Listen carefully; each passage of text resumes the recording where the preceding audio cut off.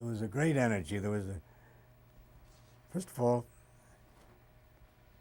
a lot of people hadn't, at least that came from the motion picture, hadn't ever done a stage play where you sustain a role for 3 acts, or you do a program for half an hour, and you have certain speeches that you have to memorize.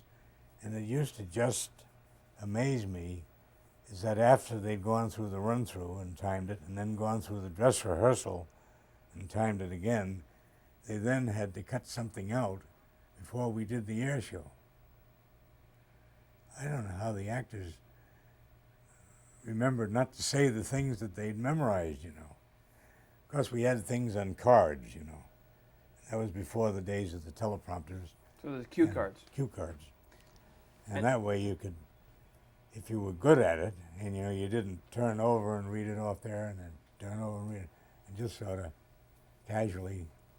And they were good studies. They were quick studies in learning their lines, you know.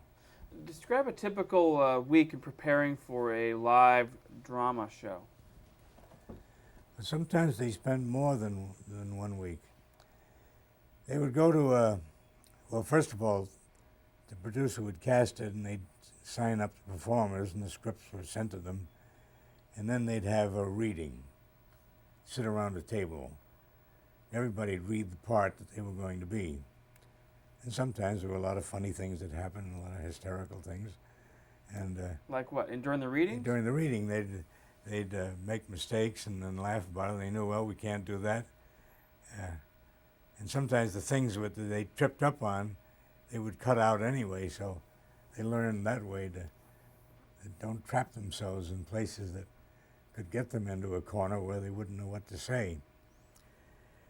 But when you say that they would say something funny that, I mean, it wasn't supposed to be funny, and it was a drama, and the lines didn't come out right.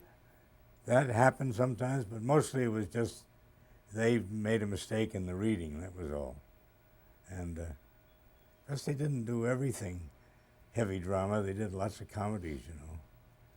So after the reading with the cast, then what? Well, then they went to the rehearsal hall, and the first day they did a walkthrough, still carrying the scripts, and generally on the second day, and they taped the floor, making the boundaries of the scenery, and folding chairs where furniture was supposed to be, and they'd start plotting out the action and doing the walking movements at different times, still saying the lines. And then about the third day, they were supposed to come letter perfect, you know, which wasn't always the case, but they did pretty well, though. I think they did amazingly well. And then the fifth day, they'd still be working on camera. And then the day of the show, because everything was backed up from the date of the show, and then they would have a run-through and a dress rehearsal, and then they'd perform. All the same day? All the same day. And that was pretty tiring. I have to tell you that different people reacted differently, you know. Josephine Hull came to work with Fred Coe. I know I'm jumping a little bit. And he was great Mr. Coe was great for interrupting and saying he wanted to change the business a little bit. And he'd do that when they were pretty close to where they were going to go through the dress rehearsal, you know. And I remember one day he'd get on the essay, on the talkback, and Josephine Hull would say, she'd say to the boom operator, would you bring the boom down a little bit? Mr. Coe, you know, I'm not used to working in a studio like this. You know, if you keep changing things, I won't be able to go on tonight. And this was a little jab to say, let her alone, let her do what she had gotten all ready to do, you know. And he would then try to be very complacent and react well and help her with the part. Who was man who played on Broadway and Tobacco Road so many years. He had a terrible drinking problem. And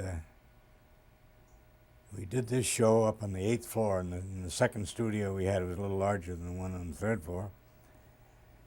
And finally, we got to the air show, and Daniel Petrie was the director, and he had to put on a beard and play the part. The man who was there for the main part was gone. He was just out. And he put on a thing, and the PA up in the control booth would cue him. He knew all the lines anyway, but she'd be sure and get him, and he played the role. Moving close to airtime, was it pretty chaotic, or was there a calming effect? Well, the director would try to get everybody calmed down so that it would be a nice, serene way, but sometimes it would be always somebody, and some of it was brought about by a performer themselves, by getting excited about they didn't like their costume because it was snagging on some button on their wrist or something, and you'd have to get the wardrobe department and everybody to quiet everybody down.